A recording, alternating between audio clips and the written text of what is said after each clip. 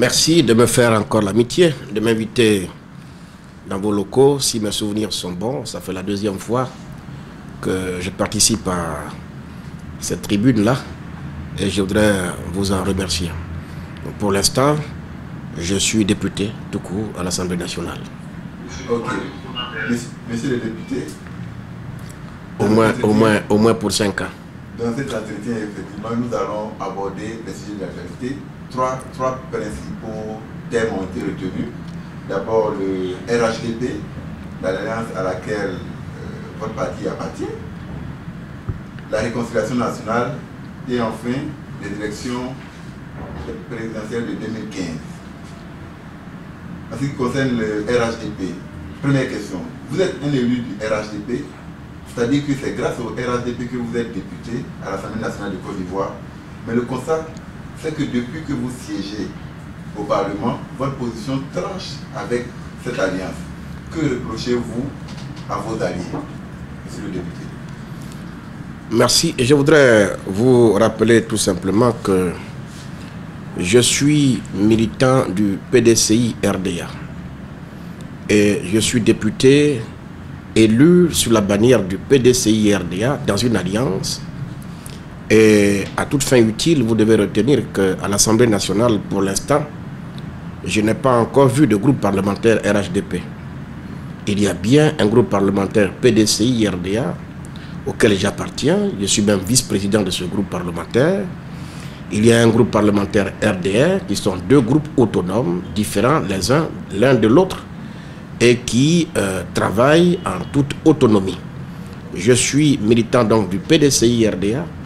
Je travaille à ce que mon parti revienne au pouvoir et voici le combat que je mène.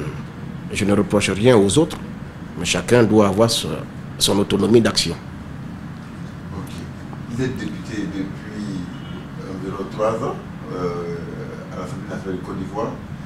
Cette institution, pensez qu'elle est, j'allais dire, la séparation du pouvoir législatif et exécutif est une réalité en tant que député? Je vais vous donner tout simplement, ou même pas quelques faits, mais un seul fait.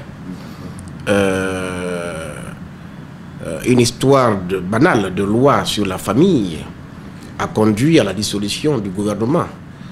Tout simplement parce que le groupe parlementaire du PDCI RDA aurait voté de façon non conforme à la volonté du chef.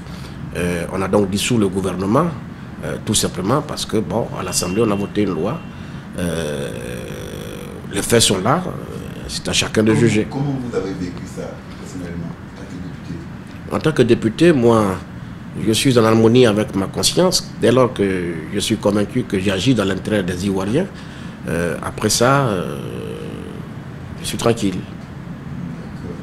Alors, depuis l'annonce de cet entretien, nos internautes ont beaucoup réagi. L'une de leurs préoccupations, c'est votre position par rapport au RHDP. Lequel vous demande, c'est le cas de Froto Mougou, il vous demande pourquoi le député KKP ne prenait pas ses distances du PDCI, étant donné que son parti est dans une alliance qu'il critique. Alors, laissez-moi faire un peu de lumière sur cette question. D'accord. J'observe qu'il y a des Ivoiriens qui se présentent comme des cadres RHDP. Mais c'est tout simplement une escroquerie morale. Ça n'existe pas. Il existe des cadres du PDCI RDA, des cadres du RDA, des cadres du FPI.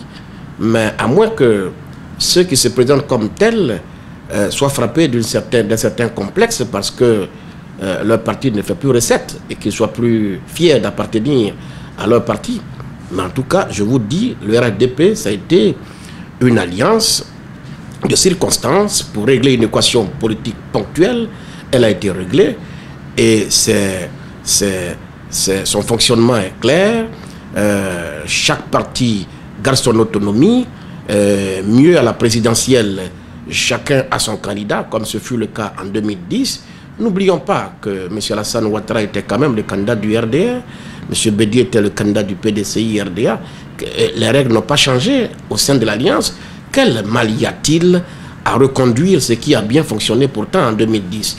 J'insiste et je dis, de toute façon, cette question a été tranchée par le congrès du PDCI-RDA et précisée par le président Bédié lui-même, qui n'est pas homme habitué à faire du cinéma. M. Bédié a dit à la clôture du congrès que le PDCI ne peut pas ne pas avoir de candidat. Ce n'est pas moi qui le dis. Le président du parti Bédié lui-même l'a dit.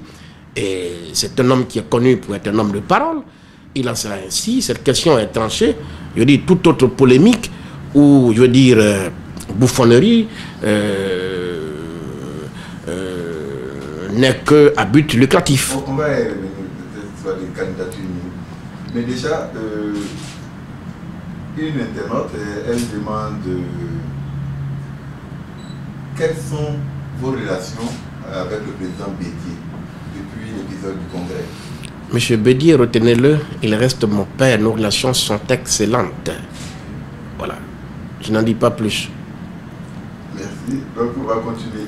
Alors, quand on regarde vos positions, quand on analyse, est-ce que selon vous, le PDCI joue le mauvais rôle dans cette alliance avec le RDR, je vais évoquer le RDR principal parti, le RHDP.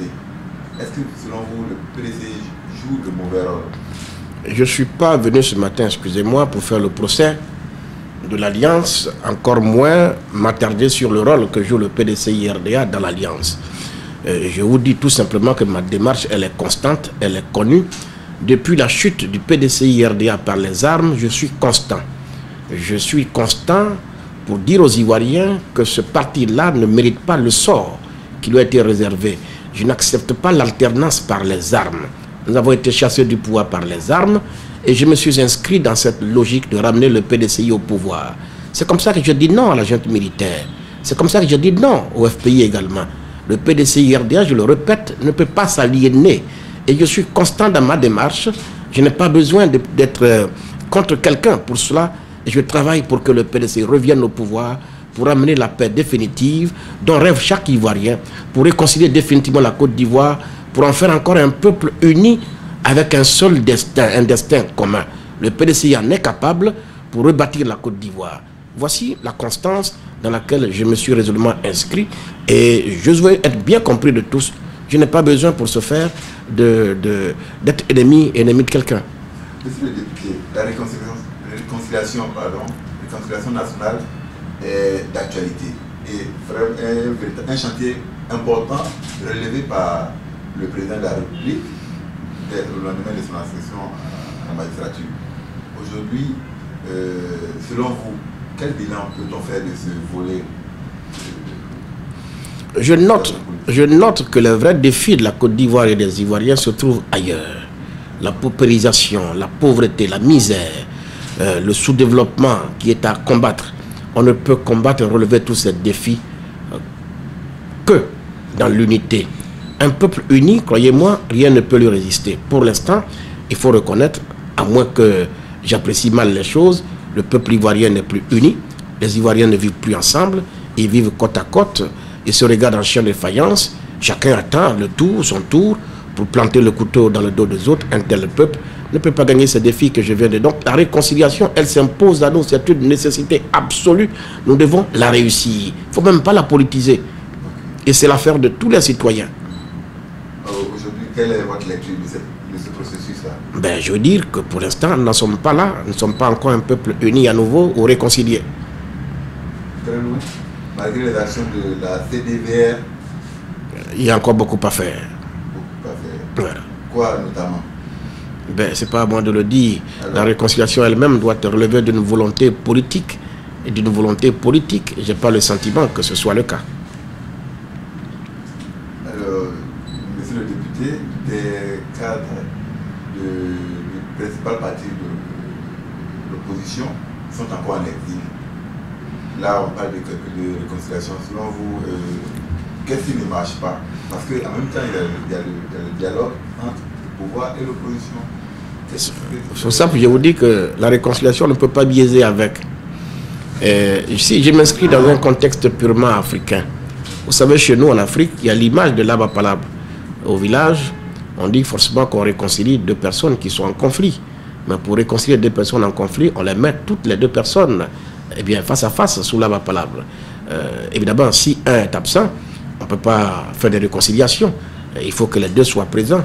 Aussi longtemps que les autres seront en exil, qu'ils seront en prison, il me semble que ce sera difficile de faire asseoir les deux protagonistes pour parler de réconciliation. Et pourtant, il le faut. Et j'observe que beaucoup sont sortis de prison ces derniers temps. Il faut poursuivre dans cette voie. Il n'y a pas deux. Il faut poursuivre dans cette voie. Quels sont vos rapports avec le principal parti, le FPI? Moi, je suis militant du PDCI. Vous savez, nos valeurs, nous, au PDCI, c'est des valeurs d'ouverture sur l'autre, des valeurs de concorde, de respect de l'autre, respect mutuel, de l'entente, de l'harmonie. Oui, dans ces conditions-là, je suis ouvert à tous les Ivoiriens qui, pour moi, sont des frères. Parce que je ne suis pas venu en politique pour me faire des ennemis. Bien au contraire, ça doit être un milieu de fraternité. Et donc, je suis en de bons termes avec beaucoup de militants du FPI, comme beaucoup de militants du RDR me rendent bien ce passé récent que nous avons passé ensemble. Les vrais militants du RDR savent ce que j'ai été pour le RDR et ce que j'ai fait dans ce combat-là. Et je peux vous dire qu'ils sont nombreux à me témoigner tous les jours au quotidien leur reconnaissance et leur sympathie. Et donc, je suis ouvert, je suis un homme politique ouvert, je ne suis pas sectaire, je suis un métis ivoirien. J'aime mon pays, la Côte d'Ivoire. C'est pourquoi j'agis dans l'unique intérêt de ce peuple, le peuple ivoirien. Je n'agis pas justement pour plaire aux individus, j'agis pour plaire à mon pays, à la Côte d'Ivoire.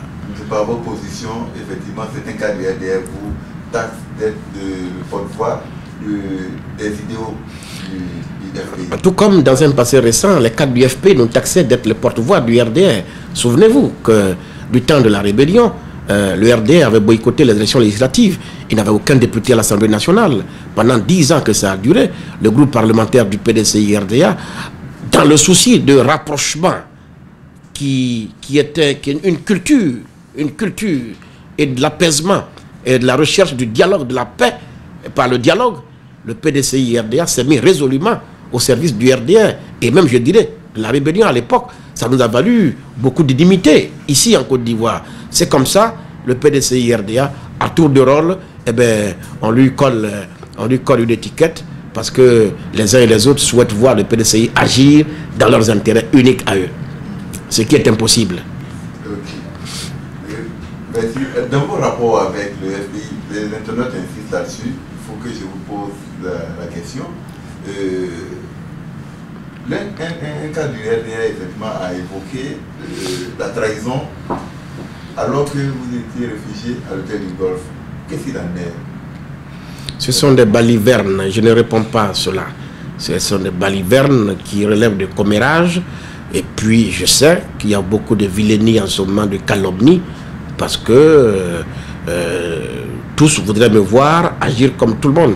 Vous savez, on dit que lorsqu'un génie apparaît dans le monde, vous le reconnaissez à ce signe que tous les sots se liguent contre lui. C'est ce que j'observe en ce moment. Je ne suis pas un traître. Je suis pas un traître. Je suis homme de conviction. J'agis au grand jour.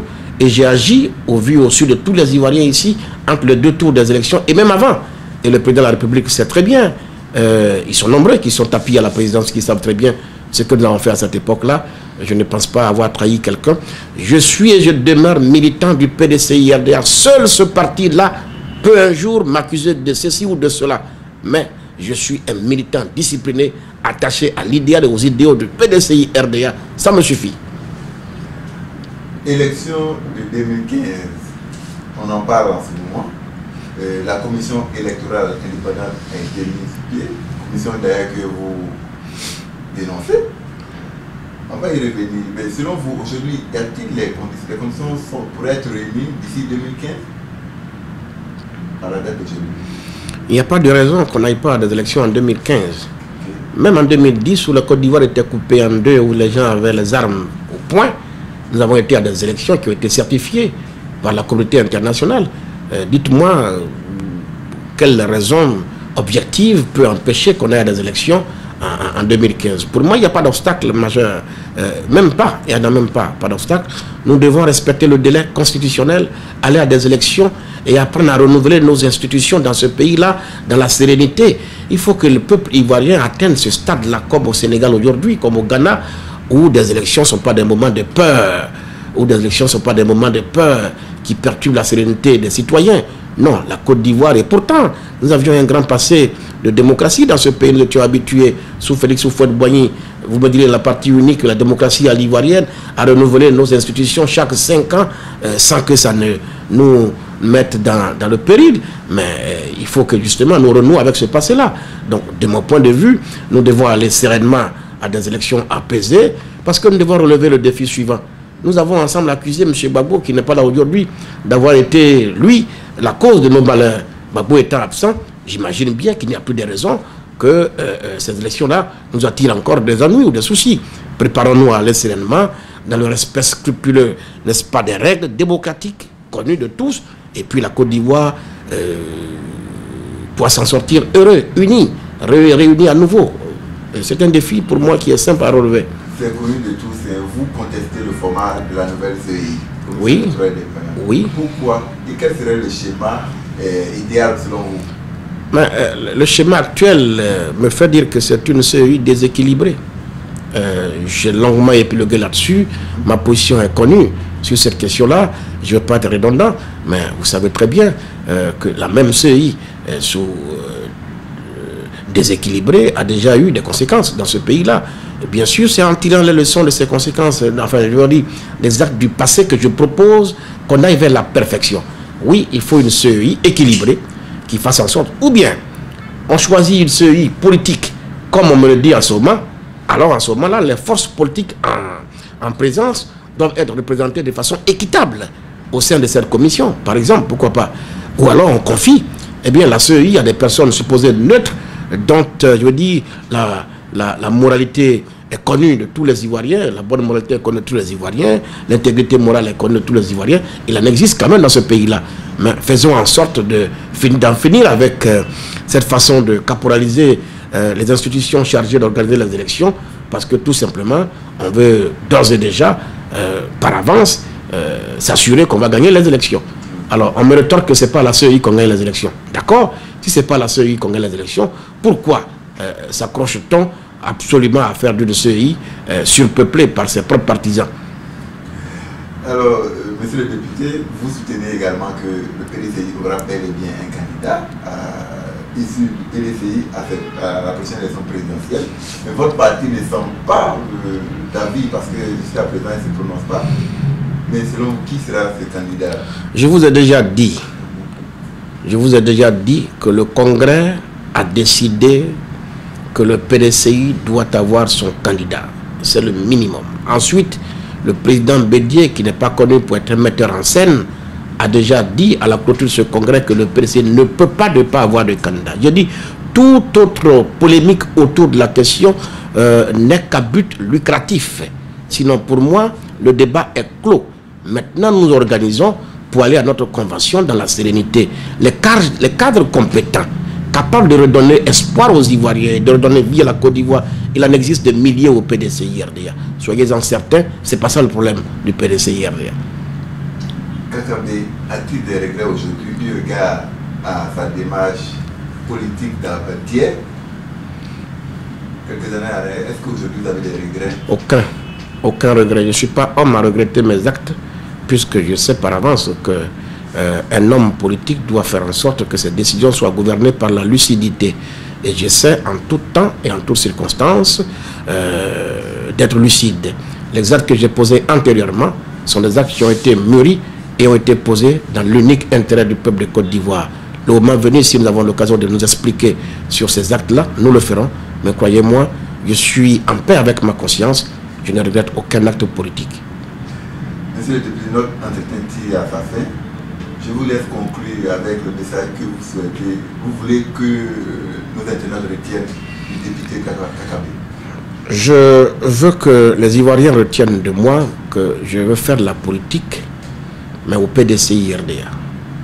J'ai résolument épousé les valeurs qui sont les nôtres au PDCI RDA. l'arme de combat d'un bon militant du PDCI, c'est le dialogue. On ne dialogue pas avec soi, on dialogue forcément avec d'autres personnes. Je suis un militant ou un Ivoirien ouvert. Je parle avec qui je veux quand le besoin se fait sentir, sans pour autant que je change d'identité. Je suis constant parce que je ne veux agir que dans l'intérêt unique des Ivoiriens, du peuple supérieur de Côte d'Ivoire. Je crois en ce peuple, je crois en ce pays, je crois en ses capacités à se relever. Oui, je demande aux Ivoiriens de ne jamais perdre confiance en eux. Nous sommes obligés de nous entendre à nouveau, de nous tendre la main, de revivre ensemble. Ça s'impose à nous, puisque nous avons choisi, même en étant plusieurs ethnies, de bâtir une nation une et indivisible. C'est pourquoi je demande à tous les Ivoiriens de ne pas écouter les hommes politiques en Côte d'Ivoire qui se servent l'ethnie comme levier politique. Ça n'existe pas et ça ne mène nulle part. Nous sommes un seul peuple, avec un seul destin. Nous sommes obligés, condamnés de nous entendre pour bâtir notre pays. Oui, les mots nous assaillent, la misère s'installe. Allons-y à l'essentiel. L'essentiel pour moi, c'est pas que la politique nous retarde tout le temps. Il faut que nos passions se capent là de 2015, dans la joie, dans la ferveur, réconcilier pour que la Côte d'Ivoire se remette debout et regarde son destin, pays phare de la sous-région, pour renouer avec la croissance. C'est encore possible, allons-y dans l'unité. Et puis, respectons-nous les uns les autres, respectons nos convictions. On ne peut pas tout obtenir par la menace. On ne peut pas tout obtenir par la menace. Oui, chacun de nous a ses convictions. En tout cas, moi j'ai les miennes. Les miennes sont au PDCI RDA. Et je me bats pour que ce parti-là, qui est un parti de paix, oui, revienne au pouvoir pour le bonheur des Ivoiriens. Voici mon combat. Et je veux pouvoir le mener sans que je ne sois perçu comme étant ennemi de quelqu'un en Côte d'Ivoire. Non, pas du tout. Merci. Merci beaucoup, monsieur le député. Amis internautes, merci à vous également et à très bientôt.